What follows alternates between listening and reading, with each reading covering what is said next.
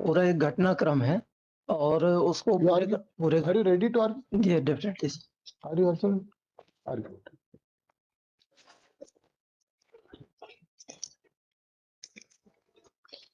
Sir P13 में सबसे पहले समागायुक्त महोदय का जो ऑर्डर था जिस पर इसमें सेकंड पैराग्राफ है श्रीमान, इसमें 2 पद उपलब्ध थे उमरिया जिलाधिकारी महोदय के पास और उन 2 पदों के विरुद्ध में प्रार्थी का प्रकरण भेजा गया था श्रीमान। और समागायुक्त महोदय ने बहुत स्पष्ट आदेश दिया था कि कार्यवाही अधिकतम 15 दिवस के अंदर की जा करके इस कार्यालय को अवगत कराने का कष्ट करें। श्रीमान, इस प्रकरण में 6 महीने तक प्रकरण को लंबित रखा गया वहां उमरिया जिलाधिकारी कार्यालय में। और श्रीमान, इसमें प्रार्थी का जो मेडिकल, चरित्र सत्यापन जैसी जो औपचारिकताएं थी वो पूर्ण हो चुकी थी पहले। श्रीमान, इसमें लगातार रिमाइंडर भेजा गया प्रार्थी द्वारा। प्रार्थी के रिमाइंडर पर वरिष्ठ अधिकारियों ने भी रिमाइंडर भेजा कि क्या स्थिति है प्रकरण की। इसको उमरिया जिलाधिकारी महोदय द्वारा कभी स्पष्ट नहीं किया गया। फलस्वरूप श्रीमान, प्रार्थी को खुद पैरवी के लिए वहां जाना पड़ा और उसके लिए श्रीमान डॉक्यूमेंट्स है, वहां की रिसीविंग वगैरह है। और जब प्रार्थी श्रीमान वहां गया तो उससे मौखिक रूप से डॉक्यूमेंट्स मांगे गए, सरकारी डॉक्यूमेंट्स, जैसे तहसीलदार द्वारा आय प्रमाण पत्र, सरपंच पार्षद द्वारा घर के अन्य सदस्यों का शासकीय सेवा में नियोजित न होने का प्रमाण पत्र और पटवारी द्वारा प्रमाणित जमीन खसरा और प्रार्थी के हिस्से में आने वाली जमीन।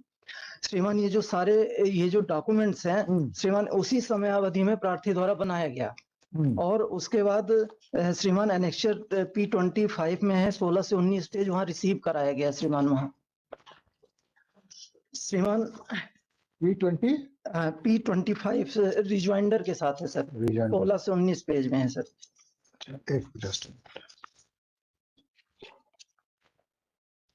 With my rejoinder, I only have P20 to cover. Rejoinder.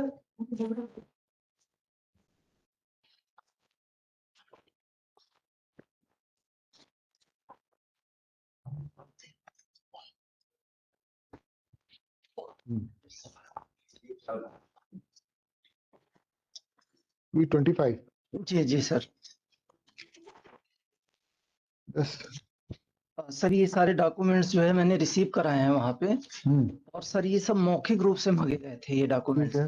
और श्रीमान उसके बाद ये जो सारे डॉक्यूमेंट्स मैंने रिसीव कराए हैं 13/9/2005 को मई में श्रीमान। उसके बाद तब भी इन्होंने नहीं किया। इन्होंने कहा कि इस डॉक्यूमेंट्स की वजह से आपकी नियुक्ति रुकी हुई है, मौखिक रूप से श्रीमान। लिखित का कोई जवाब नहीं दिया सर, लिखित के भी आवेदन लगे हुए हैं श्रीमान। और उसके बाद श्रीमान जब मैं गया वहां पे तो उन्होंने कहा कि नियुक्ति तो आपको मिल जाएगी लेकिन कमाऊ पद के लिए जो है कुछ देना पड़ेगा, आर्थिक लाभ की बात की श्रीमान। प्रार्थी ने मना कर दिया श्रीमान। उसके बाद श्रीमान 15/12 इसमें जो श्रीमान रिटर्न में लगाया है स्पष्टीकरण लेटर जिलाधिकारी महोदय का, उन्होंने उसमें ये जिक्र किया है कि आपने जो आर्थिक आरोप लगाए वो निराधार है। लेकिन सर अगर आप पूरी प्रक्रिया को देखेंगे तो किस तरह से मतलब त्रुटिपूर्ण प्रक्रिया इन्होंने फॉलो की। आदेश 15 दिन का था, किस तरह अवॉइड किया। फिर उसके बाद श्रीमान 15/12 को इन्होंने विलोपित आदेश था श्रीमान एक, उसको लगा के प्रार्थी का प्रकरण वापस किया और 15 तारीख को ही दूसरे व्यक्ति की नियुक्ति उस पद पर कर दी श्रीमान। और ये 15/12 का ऑर्डर कहाँ है? जी सर, एनेक्चर क्या है 15/12 वाला? 15/12 का ऑर्डर सर। 15/12 में आपका प्रकरण जो है वो कंसीडर नहीं किया, उसका ऑर्डर कहाँ है? सर ये मैंने वो ये लगाया हुआ है श्रीमान, ये 22/11 को ही लगाया है श्रीमान। इसमें जो चौथे नंबर के पेज में है श्रीमान। 22/11 को लगाया। हाँ सर, और वो जो रिटर्न जो फाइल किया है वकील साहब ने उसमें भी श्रीमान उसका पूरा जिक्र है। उसमें वो कह रहे हैं कि विलोपित आदेश कार्यालय में उपलब्ध ही नहीं था, वहां पे लिखा हुआ है।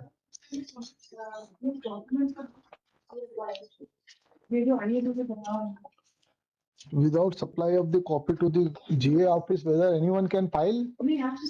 सर सप्लाई किया हूँ sir. At the time of argument, this objection should not be raised. बताएं कौन सा है वो? 22/12 कौन सा आप बता रहे हैं? 15/12 सर। 15/12 where it is? चौथे नंबर पेज में सर मैंने आइए 4 पे। जी आइए लगाया है। 3 पे जो ऑफर दिया था वो 4 प्राप्त होने के पिता कार्यपाल यंत्र मानस का पुनर्व्यवस्था आवेदन का परिणाम 94 में है।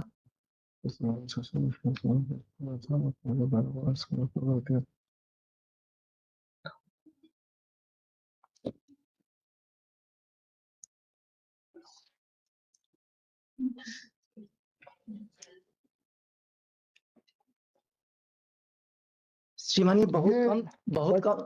P16 देखें आप, जी सर। ये जो पॉइंट आप कह रहे हैं कि पहली बार 15/12/5 को इन्होंने आपको ऐसा ऑर्डर दिया। जी सर। P16 देखें आपका।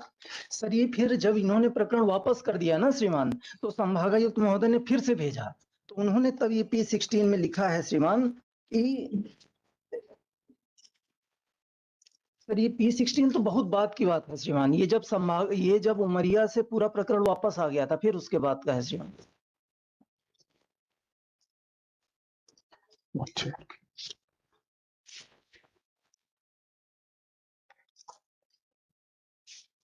तो 15/12/2005 को पहली बार इन्होंने कहा कि आपकी एप्लीकेशन टाइम बार्ड है। नहीं 15, हाँ सर, उन्होंने विलोपित था ये आदेश सर। कुछ समय के लिए अनुकंपा नियुक्त पॉलिसी आई थी जिसमें कहा गया था कि अगर नाबालिग है कोई तो 5 वर्ष के अंदर होना चाहिए, अन्य प्रकरणों में 3 महीने के अंदर ही सब चीजें ठीक है। जो है करना चाहिए श्रीमान। फिर ये विलोपित था तो संभागायुक्त महोदय ने 7/3/2006 को प्रकरण पुनः भेजा, और इस बार क्योंकि पद की जानकारी नहीं थी तो उन्होंने भेजा श्रीमान। ये वही आइए में देखिए सर, जो आइए 3 नंबर पेज है। आप कब मेजर हुए? सर मैं 2003 में मेजर हुआ सर।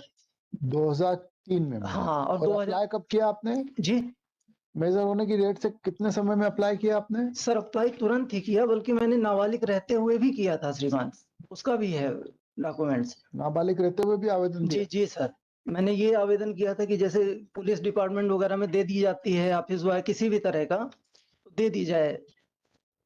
ये पहले किया था श्रीमान, फिर उसके बाद जब बालिग हुआ तो पुनः किया श्रीमान मैंने। तो श्रीमान ये पहली बार तो इन्होंने जो नियुक्ति के आदेश हुए संभागायुक्त महोदय के 15 दिन के अंदर पूरी तरह से उसको वॉयलेट किया, विलोपित आदेश से रिटर्न कर दिया। फिर श्रीमान पुनः संभागायुक्त महोदय ने भेजा इनको प्रकरण, और उसमें श्रीमान लिख कर भेजा उन्होंने कि प्रथमतः जिले में अनारक्षित पद पर नियुक्ति दी जाए। मतलब प्रथमता दी जाए अनारक्षित, मतलब जब भी आपके पास प्रथमता अनारक्षित पद हो तो आप नियुक्ति दीजिए, क्योंकि पद की जानकारी थी नहीं वहां पे। तब श्रीमान इन्होंने संविदा साला पद का प्रस्ताव दिया, और श्रीमान ये आईए में मैंने 3 नंबर पे लिखा दिया है जो प्रस्ताव दिया था श्रीमान उमरिया जिलाधिकारी महोदय ने।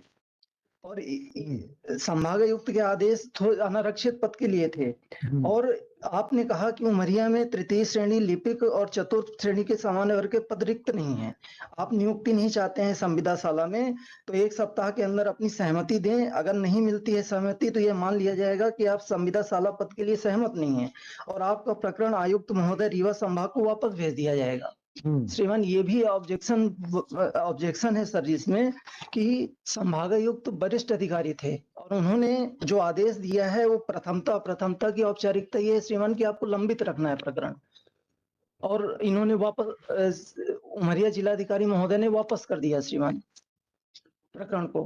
फिर क्या हुआ श्रीमान? उसके बाद संभागायुक्त महोदय ने वापस, जो मूल विभाग था, पिताजी मेरे जल संसाधन विभाग में थे श्रीमान, और ये वापस कर दिया इन्होंने 29/3/2000 मतलब यही 2006 में मार्च में।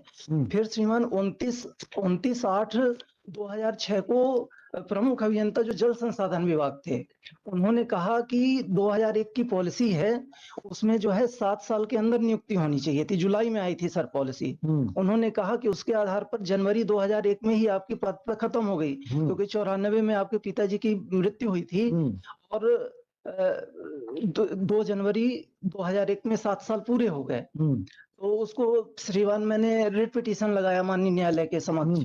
तो माननीय न्यायालय ने कहा कि एक सर्कुलर है श्रीमान, ये 22 नंबर पे एनेक्सर 28 फरवरी 2011 का। जी सर। तो सर उसमें ये था कि उसने पूरा शिथिल कर दिया 7 साल का जो बाध्यता थी। उसने कहा कि जो भी प्रक्रिया में विलंब हुए हैं प्रकरण, मेरा तो प्रकरण सर प्रक्रिया में ही था पूरा। अब प्रक्रिया का मतलब अगर नियुक्ति के लिए किसी ने अप्लाई भी किया है तो प्रक्रिया माना जाएगा। तो उसके मतलब शिथिल हो गया 7 साल का, तो उसके हिसाब से होना चाहिए था श्रीमान। तो जब इनसे पूछा गया, मैंने आरटीआई लगाकर पूछा श्रीमान कि क्यों आपने परिपालन नहीं किया, तो इन्होंने कहा कि 1994 में ही आपके पिताजी का स्वर्गवास हो गया था, ये 2001 से। तो सर इसमें मेरा ये कहना है कि 2001 में 7 साल की बाध्यता आई थी, तो निश्चित रूप से कोई भी सर्कुलर 2001 के बारे में ही बात करेगा। और पहले 1994 से पूरा प्रकरण चल रहा था। 1994 में कौन सी पॉलिसी फोर्स में थी? सर वो लगाई है, ये D1 में है। 2098 of 23 के साथ D1। Ji Page number 5 and the paragraph 10. संबंधित कार्यालय में अनुकंपा नियुक्ति हेतु पद रखना प्रकरण नियुक्तिकर्ता के द्वारा विभागाध्यक्ष को भेजा जाए, जो विभाग में it is not legible after अन्य स्थान पर रिक्त पद की जानकारी प्राप्त कर नियुक्ति के लिए संबंधित अधिकारी को जिसकी कार्यालय में रिक्त पद उपलब्ध हो निर्देश देगा। पीरियड बताइए आप कब?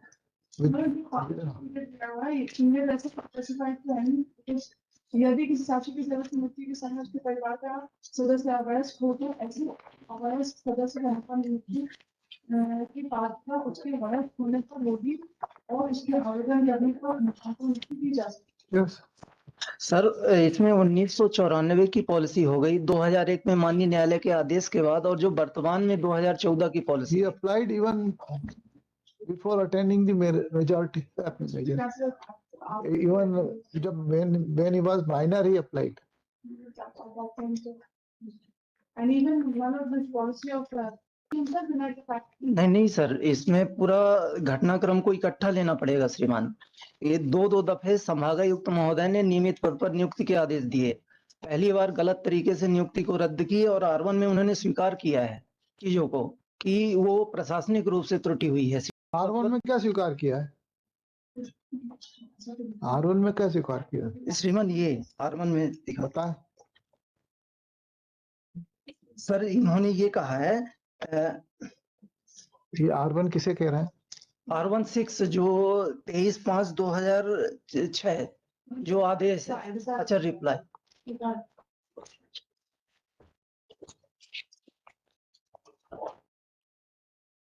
जो श्रीमान जो भी शिकायतें थी उसका जो जवाब दिया है कलेक्टर महोदय ने, वो R1 में 23/5/2006 को दिया है श्रीमान।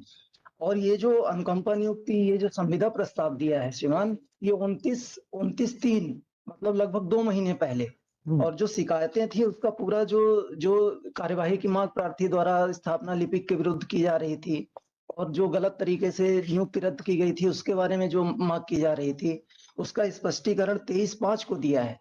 और उसके पहले ही वो वहां पर ऑफर करके संविदाशाला का संभागायुक्त महोदय को वापस भेज दिया है, जबकि वापस उन्हें नहीं भेजना चाहिए था श्रीमान। और श्रीमान इसमें महत्वपूर्ण ये चीज है श्रीमान की उमरिया उस समय नवगठित जिला था सर, और लगातार पद सृजित हो रहे थे। तो पिछली बार जब 15 दिन का संभागायुक्त महोदय ने समय दिया तो आपने 6 महीने तक आप प्रकरण रखे रहे, और जब दोबारा समय अवधि बाध्य नहीं किया और कहा कि प्रथमता नियुक्ति दें, तो आपने आनंद फानंद में सारा प्रकरण वापस कर दिया।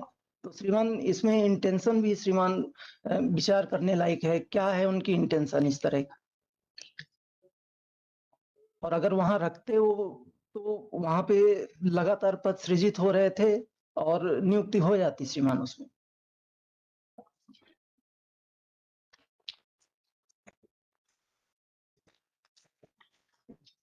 माय लॉर्ड इसमें अनुकंपा नियुक्ति पॉलिसी वगैरह का भी है श्रीमान की कोई भी पॉलिसी जो है सब्स्टिट्यूट करने का अधिकार नहीं देती रेगुलर पोस्ट को। पहले वाली पॉलिसी बताइए आप, चलिए जिसको आप कह रहे हो कि वो पॉलिसी लगेगी, उसमें क्या प्रोविजन है वो देखते हैं। पहले कौन सी पॉलिसी थी, कहाँ है वो? किसमें sir?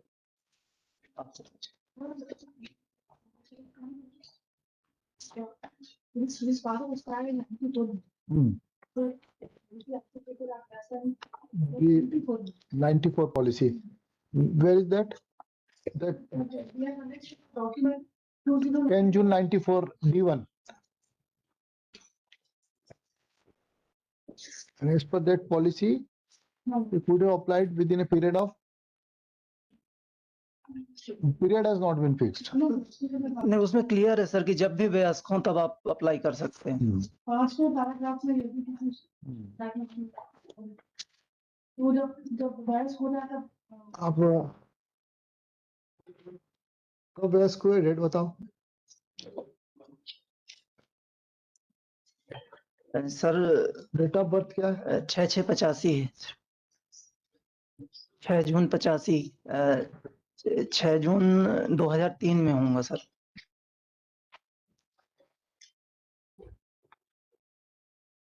When you applied? Sir उसके पहले भी अप्लाई किया हूँ, ये फर्स्ट टाइम पे जो किया था first apply, person has attend job तो मेजोरिटी के बाद भी अप्लाई किया हूँ सर। मेजॉरिटी के बाद अप्लाई किया बताओ। अच्छा sir. Because as per 2014 policy, he may apply within a period of 1 year from attending. वो period is always there. 1 year there. कहीं 3 years का टाइम भी है। 24/6/2003 सर, वही जो इंडिविजुअल पॉलिसीज दूसरे डिपार्टमेंट्स की अपनी दूसरी है। 24/6/2003 को आपने अप्लाई किया दोबारा श्रीमान, दोबारा 6 जून को वयस्क हुआ हूँ सर, 6 जून 2003 को 24/6 को अप्लाई कर दिया। हाँ 24 को अप्लाई कर दिया।